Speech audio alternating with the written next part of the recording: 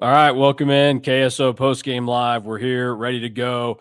Mason Both, Drew Galloway with you, sitting here in the hotel room in Salt Lake City as we get prepared for K-State football tomorrow. So we've got that on the horizon. I'm sure that'll cheer everybody up.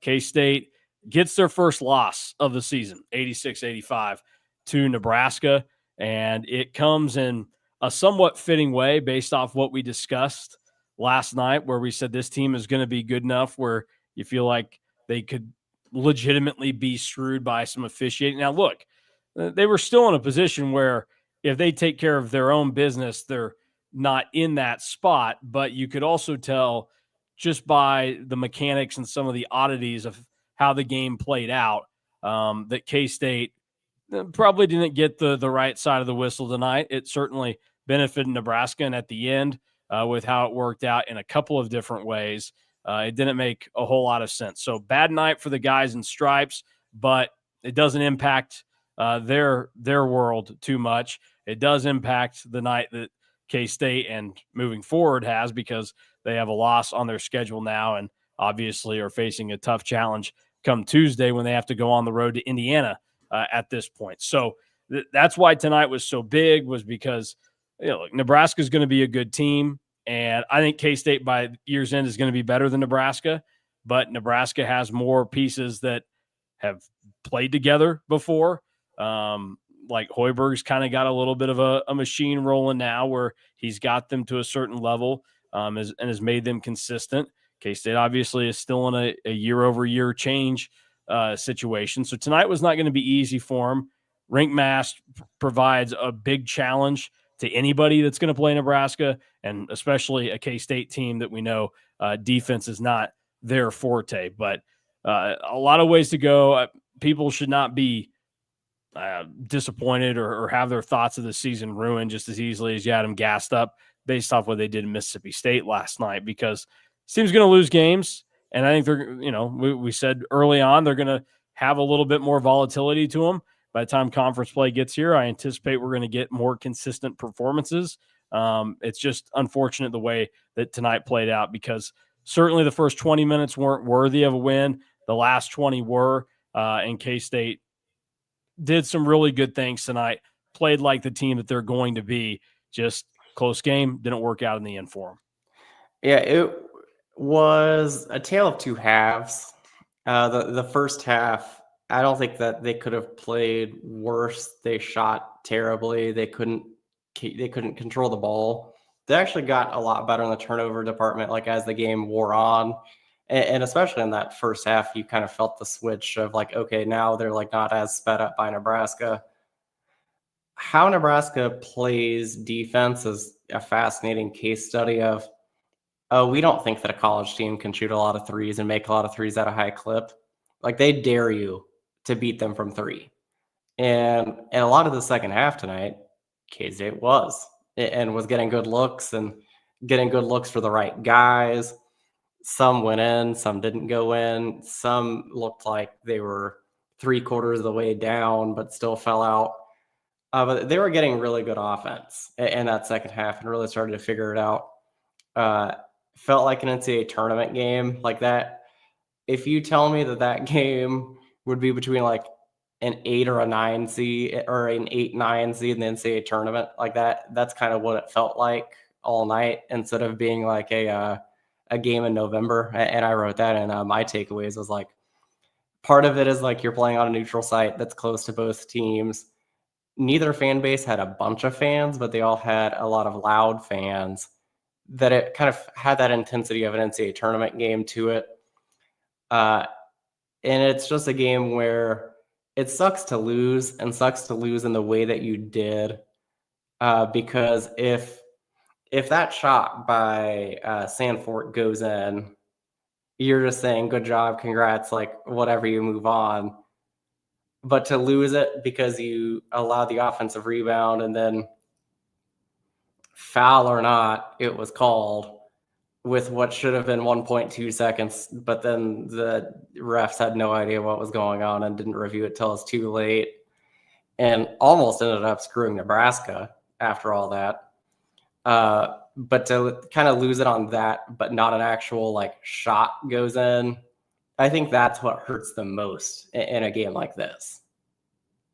Yeah, there's just so much from this game that here's I'll get to one of the comments that was mentioned here. Bracket Cat said this team has got to start figuring out a way to hold teams to less than 80 points. They're not going to. With how they play offense, they're not going to. Yeah, and this is what I've been trying to communicate since the season started. K-State fans are going to have to get accustomed to and used to how this team plays basketball because they aren't going to hold teams under 80 points too often. If K-State holds a team under 80 points, they are going to win every single one of those games this year because of the way that they play offense. So you have to adjust your mindset to forget about what it looked like when Bruce Weber had teams playing 40 minutes of college basketball and shift it to more of thinking what it looks like when teams play 48 minutes of NBA basketball, because that's what the goal of this team is. And in all sports, you're going to have things that you do really well, things that you do poorly. And for some teams, you do those things so well that it makes you one of the better teams. And, you can do things okay, and then things really poorly, and it drags you down.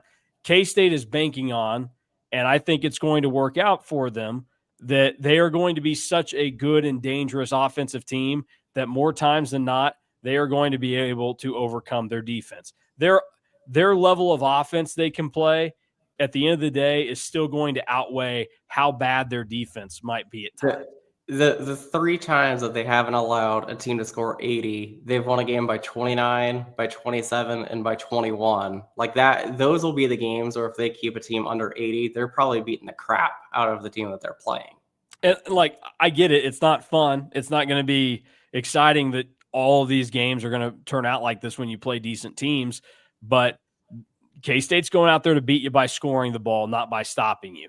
And look, people can think that you want defense or whatever, but we saw how that's worked out the last couple of years. K-State's been a little bit better defensively at times, but they can't score. And the way you win games is by scoring. You don't get points for stopping the other team. You get points by putting the ball in the hole. And K-State's really good at that.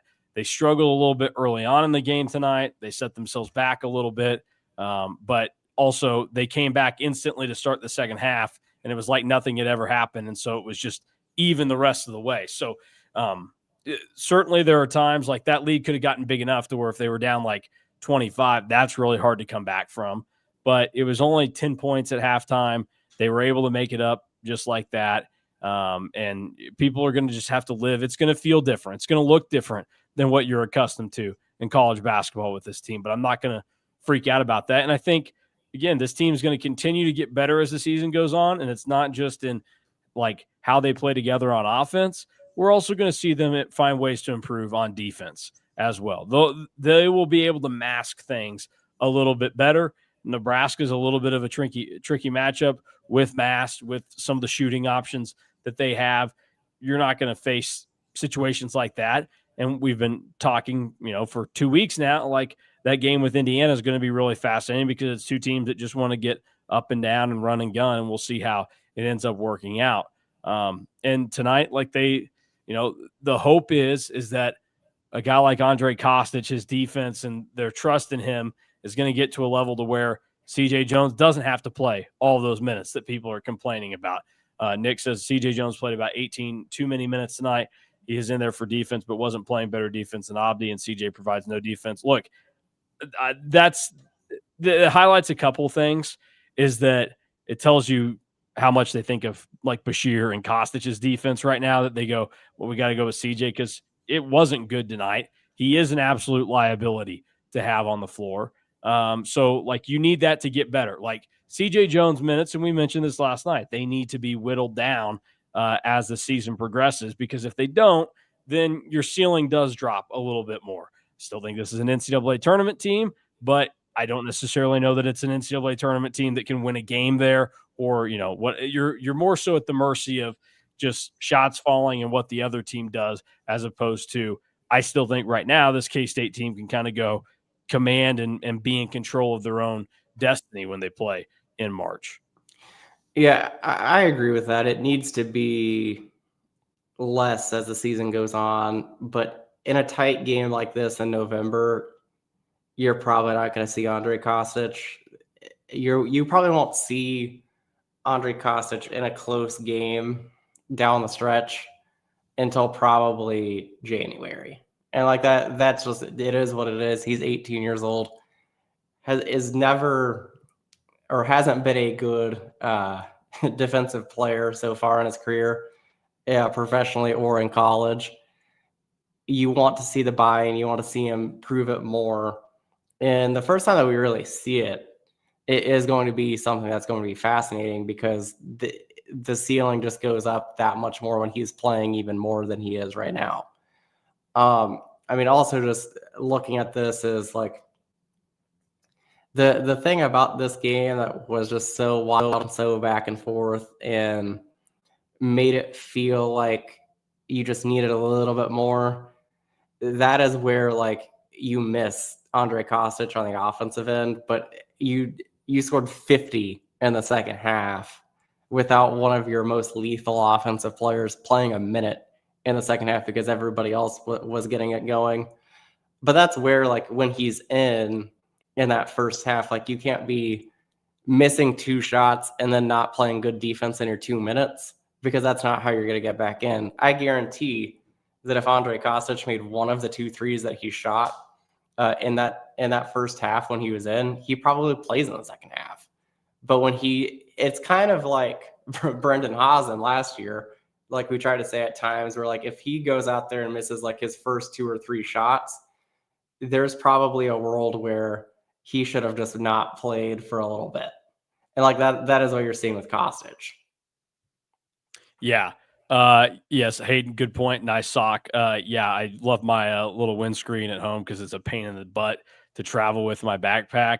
And so I just said, well, I'm going to grab a sock out of my bag. So yes, there you go. Tricks of the trade right there.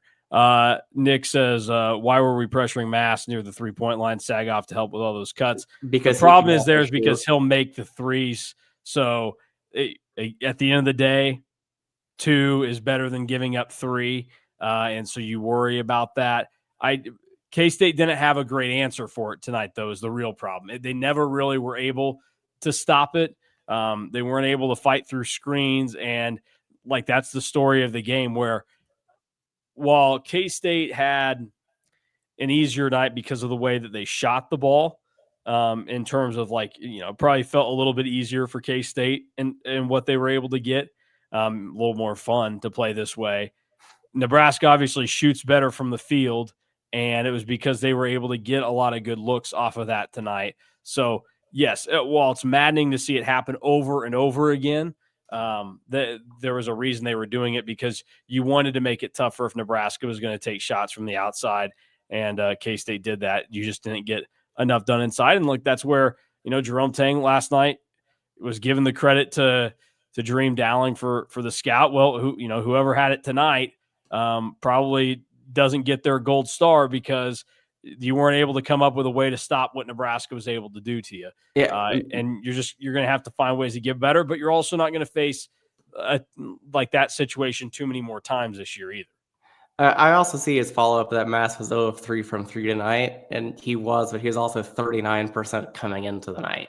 So like I would much rather live with not allowing him to shoot the 3. But your problem is that your help side defense wasn't good enough tonight, on cuts and on screens and anywhere else. Because this shows how good I think that K-State is offensively, that they were able to stay afloat in a game where you put in the final field goal percentage, but did you catch what Nebraska shot from 2 tonight? Well, if they shot 25% from 3 and 54% from the field, I'm going to guess it was probably pretty high. Yeah, Nebraska shot 86% from 2. Yeah. And K-State still almost won.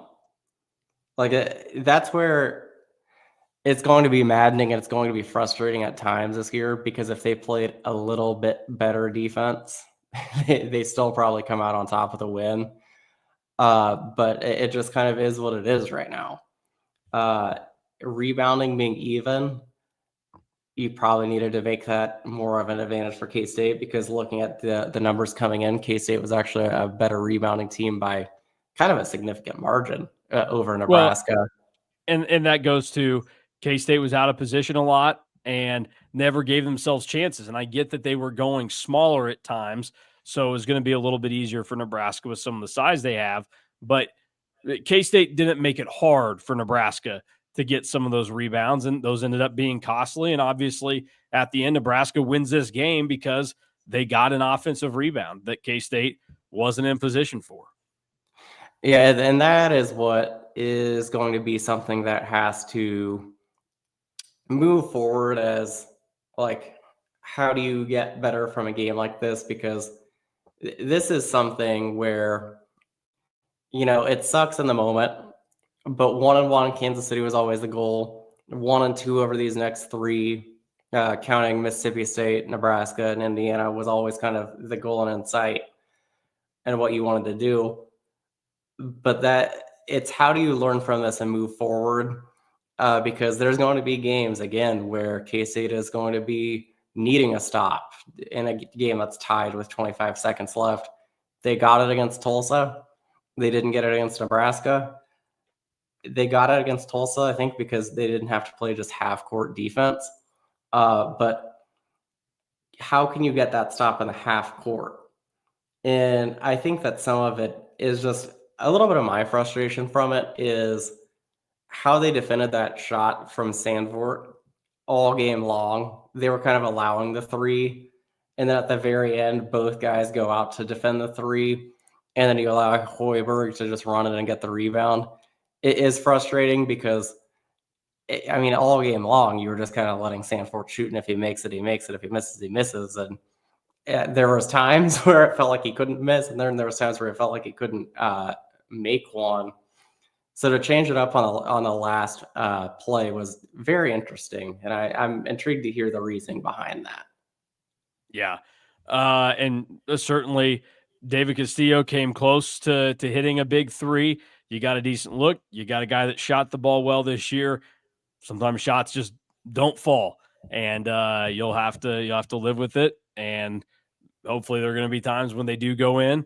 So K-State didn't do anything wrong down the stretch. You got two teams that at this point in time are pretty evenly matched, and Nebraska was able to come out because they got the right bounce, the right call at the right time, and they won the game. And I don't think it's a loss to be ashamed of. If you're K-State, you feel like an opportunity slipped away, certainly. But again, K-State hasn't played a game yet this year where it's driven me to go, oh, the sky is falling, that this thing's going to fall apart. It sucks that they lost tonight, and it's something that they're going to have to really battle through. To make things feel a lot better in the non-con, you're going to need to steal one of the games at Indiana or at Creighton, it feels like. If not, then you're in a pretty generic spot that people probably anticipated, and it's going to give you a little bit more work to do in the Big 12, not too much. It does, but I also think that coming in 10-3 was the baseline that we talked about. And if they lose to Creighton and they lose to Indiana but beat everybody else, it's kind of a wash in your back where you are. And especially if you play well and lose in Bloomington and play well and lose potentially in Omaha to Creighton, there's nothing that you can really be ashamed of from that. That's where we all expected them to be. Yeah, no doubt about it. A couple of the other things, Steve notes Rapiak was a -8, CJ was a +4, Bashir +1. This is where we always talk about plus minus lies, not a great stat. If it was like Rapiak was a -20 tonight and CJ was a +25, then we might say, oh, okay, we need to rethink that. If they are so far one way or the other, okay, whatever, that makes sense. I wouldn't put much stock into it because Elias Rapiak's a better basketball player than CJ Jones, and you'd rather have him on the floor. And look, the Euro guys are still very clearly adjusting and having to do some things differently. And they're going to get better, where there's a lot of upside to what Rapiak's going to do for K-State this year. CJ Jones is the player he's going to be come March 15th. Elias Rapiak's going to get better. And I would say that there were times tonight where you again saw the flashes of Elias Repiak getting a little bit better. It probably wasn't his best game because I think his best game was last night, but this is probably the second best game that he's played. And that was even with the 3 turnovers in early on. So if he can fix that, and kind of that is exactly what I said after the game, that it's not like a maddening loss, it's just disappointing because you were right there. But I mean, he had 5 rebounds tonight. That's a season high for him. He had a couple of assists. He got tackled that may or may not have been closer to a flagrant 2 than it was. But, what are you going to do there? And he's showing that he can guard 1 through 5, and there's just not anybody else on this team that can do that. So he's going to be on the floor a lot. It's going to be how much better can he get offensively. Yeah, I'm not worried they're gonna to run him down. He did a lot of good things tonight, and certainly just a lot of adjusting that has to go on there. We got a question here from Garrett asking why K-State doesn't play Nebraska every year, especially if they play in the Big 12 before. Look, you guys all know my stance on this. I think a lot of these teams within a certain geographic footprint should be playing each other every year. I think K-State should be playing Wichita State. I think K-State should be playing Nebraska, Missouri, Oklahoma. You're close to them. You have history with them.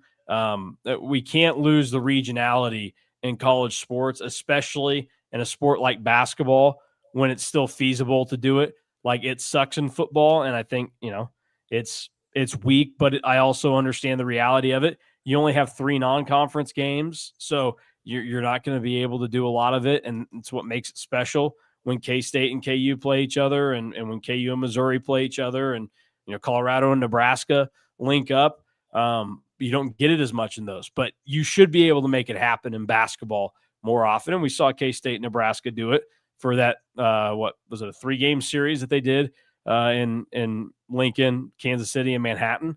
I think you get more of that on the schedule. So I enjoy that. And I think it's good for the fans, obviously. And it needs to. People need to not lose sight that are in charge of all this stuff of the real reason why they're getting paid millions of dollars to do these jobs. So if you're Gene Taylor or Jerome Tang, you're not getting this money because of, oh, well, we need you to go have a great basketball team. You do, but the reason isn't just because you need a good basketball team. It's because you're providing a service to the fans. Like you get to make all of that money because of the fans and because of the alums. So you should be serving them in some ways. Like if K-State every year was playing their non-con power conference game against Vanderbilt, you get sick of it and you go, what's Vanderbilt doing for us? You need Missouri on there every once in a while. Like you need stuff like that. And I think that's one area where the basketball schedule, Jerome Tang did a nice job of trying to add marquee opponents or better ones this year. But why play Tulsa out of the American when you can play Wichita State? Like, I would much rather sign up for that. And yeah, you might lose those games. Like that, it happens. You just lost to Nebraska for the 2nd straight time. But I'd rather watch K-State play Nebraska and lose to Nebraska than pick whatever other random team that you might get a non-con game scheduled against, because there's a history there. There's a familiarity. I think it's good. You're also more likely to get a home and home out of those. Like playing a one-off game on the road at Indiana does kind of nothing for you overall in the overall scheme of things. But I mean, kind of got lucky this year. We've played Nebraska for the last 5 years now. It's a fun game. It's a fun rivalry. That is, for our generation, I don't think it's really a rivalry anymore. I pointed this out when Cole Carmody asked the question about if Nebraska was the number 2 rival for K-State. K-State hasn't played them in football or women's basketball since Nebraska left for the Big Ten. Only 4 times in volleyball and only 2 times in soccer. And then, baseball plays them because it's regionality and you get close. and it's actually a good team that both Yeah, both I can mean, play. you want to see how you should schedule non-conference. Look at baseball, Yeah, Pete where Hughes leaves it all out there. yeah, I mean, K-State baseball is playing Wichita State, Nebraska, and Creighton every single year. Now, part of Like, that is because they have to. well, they don't have to. If they want to play home games, they kind of have to. You can look. I've seen some teams and what they'll roll out there. Yeah, you can kind of game the RPI and everything like that. But yeah, I think it's good, and you can certainly make it happen in basketball and find a way to make it happen. So Yeah, and it's the exhibition games against Missouri doesn't count. Schedule no. Missouri when it matters. Yep. Got to make that a real game moving forward, which next year it's an exhibition in Manhattan. After that, let's make it a real game. Back to the real game here tonight. Abdi Bashir had a really good game. He caught fire in the second half. PJ Hagerty, pretty normal night for him, given what he had been doing. But I know that some people will have a complaint about how he went about his business, and this is what he does. Mutated Pigeon says, with how the officiating went, I feel like PJ had some stretches where he forced it too much and was relying on the whistle. He absolutely was. And that kind of stuff does get to me and bother me a little bit because he has to realize that he's good at getting to the free throw line without like over embellishing it and trying to sell the call. He just is like can naturally draw the contact. And you have to realize a game where you're not getting those. So just, play it straight up and lay off a little bit. Like it was clear that you're just not going to get that call. Like there were 3 or 4 of them tonight where maybe some or all of them were fouls, but the refs weren't going to do it because he was too focused on drawing the foul instead of making the shot. And we know that he's good enough to make the shot through the contact. And this, I think Scott Wildcat said it on Twitter, like there are going to be nights where it wins K-State the game because of it. There are going to be nights where they lose it because of it. And I think tonight, part of the reason they lost was because PJ Hagerty was too focused at times on drawing the foul instead of just going out and playing where he would have naturally drawn some anyways. I think that he's also been a victim of a pretty crappy whistle through 6 games. And it is weird because he's one of the leaders in free throw attempts so far this year. But like it feels like every time, even when he's not over embellishing, like he's getting hammered all the time in the lane. And like it kind of makes me a little bit nervous going forward in the sense of like I just worry about how often he hits the floor and how often he gets hit. And I feel like that kind of got him a little bit tonight. Was just like how the Cal game went, how the Tolson game went, and how last night against Mississippi State went, and playing those games all like so close together, just with soreness and probably a little bit of frustration and anger because he could shoot 10 to 12 free throws a game. And I don't think that anybody would be like, oh, that's too many. Because if you watch, and sometimes you see the replays, because they show the replay after he makes a shot, like he's getting hit the whole time on the drive. Yeah. We can talk a little bit more about the officiating now because it ended up being a little bit of a story in this game. And we started off by saying, like, this is what we talked about yesterday.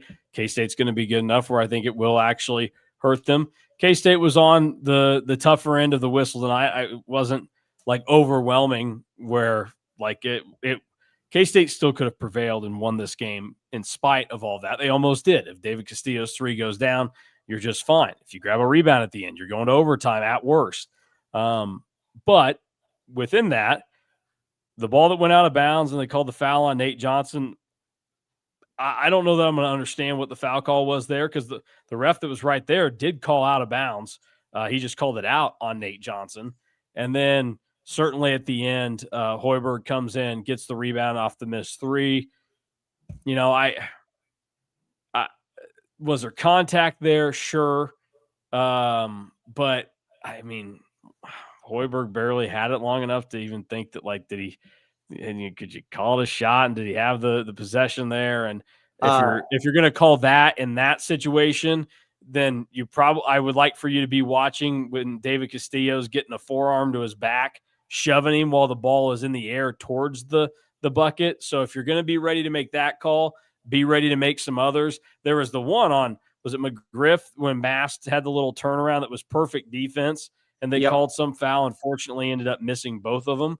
The ultimate ball don't lie moment, but it just there was definitely some things there throughout where you just went, that doesn't make a lot of sense. And yeah, the Hagerty stuff, like he probably hurt himself by flailing a little bit more than he needed to, but he was definitely getting fouled on a number of those shots tonight. So it didn't work out for K-State. Then just if you want to know that this isn't just Mason hating on refs because they suck at their job, which I do a lot.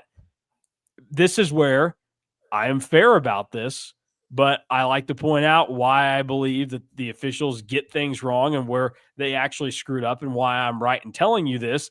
They totally screwed up the mechanics of the clock at the end, where they should have been reviewing it the second that foul occurred, because I think there was 1.2, 1.4 that you would have put on there. I think it was more 1.4. They just made up the 0.9. Oh, you do 0.3, all that crap in their heads. For them to do that after not the first free throw where the clock is still stopped and there's going to be another one, which would have made a little bit more sense. They let an actual play happen where time went off the clock. You can't do that. That's not how that works. And you could see Fred Hoiberg and the Nebraska side was laughing at, like, that's BS, because it was BS to Nebraska.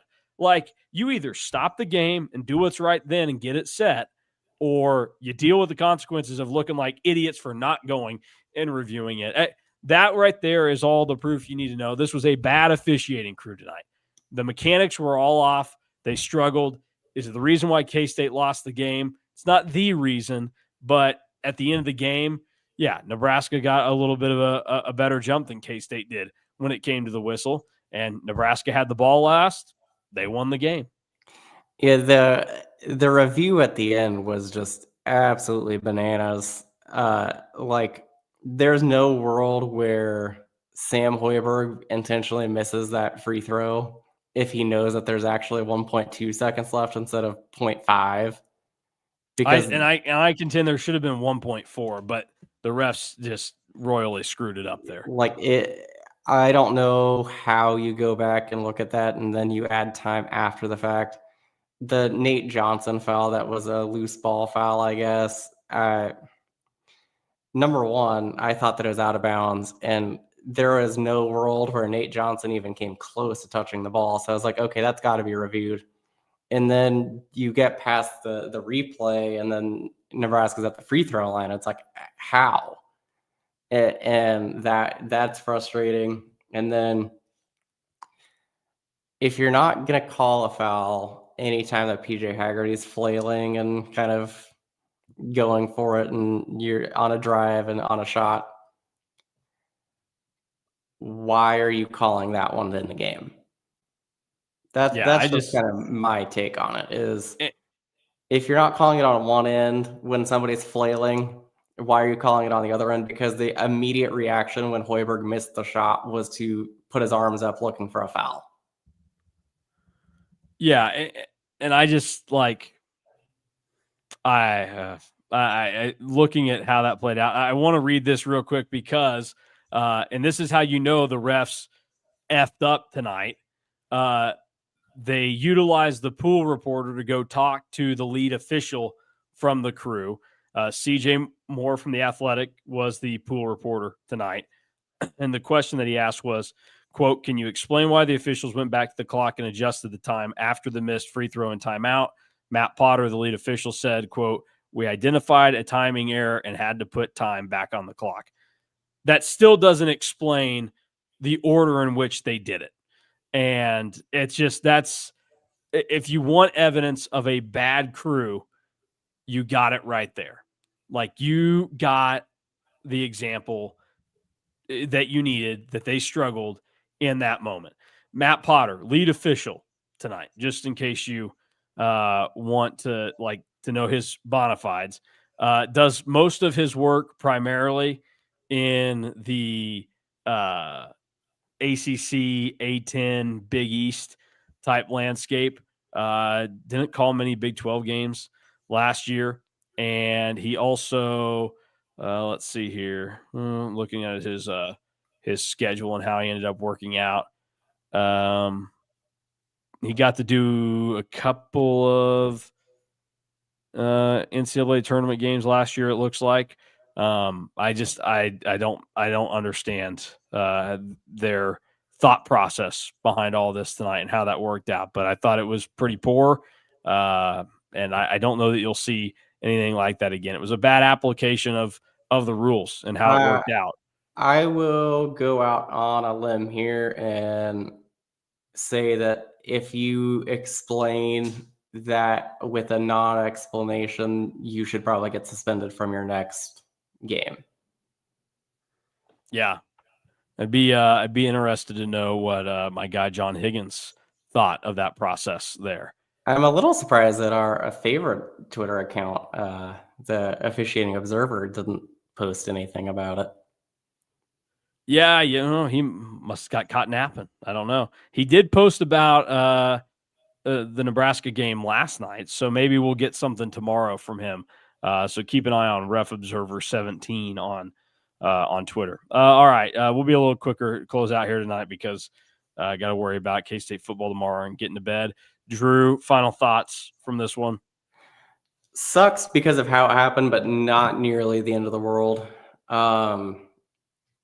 A game that you would have liked to have, a game that if you are on the bubble, which I don't think that K-State will be, but like you would want, and maybe even for seeding, you'd probably want it. But a lot of encouraging signs, lots of fight. This team can really grind out and turn games that you feel like they're gonna get crushed into leading for a lot of the second half and going back and forth in the second half. One that you think that they can grow from and hope that they grow from. And because this isn't going to be the last close game that they play. So, you hope that they can figure it out and figure out a way to win a game like this, maybe even as soon as Tuesday. Yeah, no doubt. TCAS says positives tonight. This team can grind out batches of momentum. We just needed more. Yeah, that's the other thing is people were melting down in the first half when Nebraska went up by whatever the number was in double figures. It's just like this team's going to be streaky this year. This is where I go back to you got to adjust your mindset a little bit more to the NBA game right now, where it's like every night both teams in a game will go down 20 points and it doesn't matter. K-State is going to be the kind of team where they'll get down 10 to 15 in the game, and unless there's a minute left on the clock, then they still have a chance to get back in that thing. So it's just the nature of how they're going to play. It's going to be a little bit weird for people to adjust to because it's not your traditional college outlet, but that's how K-State's going to be this year, and it's going to provide a lot of fun for K-State. Just tonight, not the most fun, didn't work out. You're going to get some whistles down the road. Things are going to go a little bit better. So we'll move on, and we'll talk to everybody on the basketball side on Tuesday night after K-State and Indiana from Bloomington. But we will also be live tomorrow after K-State and Utah. I don't think we're going to see 85 points next to a K-State logo. We may not even see 7 points next to a K-State logo tomorrow. I don't think it's going to be very fun. I'll close out with these final two thoughts from the chat. Garrett asked, why haven't we wore the lavender jerseys yet? Typically save those. If K-State had been the road team designated tonight, they probably would have worn them. They typically save the white Wildcats and the lavenders for the more of their significant games. So like the home games against bye teams or lesser opponents, they'll wear the traditional uniforms. Which is why that higher profile games, they'll wear the better ones. Which is why that uniform has like a crazy win percentage. Yeah, I mean, there's a reason why they wore that in the NCAA tournament each game in Tang's first year. And then Drew, Mason, we're in Utah. You're going to be at the bar down under 11 a.m. tomorrow. I could not tell you what I'll be doing at 11 a.m. tomorrow, but I'm not sure that there's going to be a bar trip in my future. Austin's asking for a score tomorrow.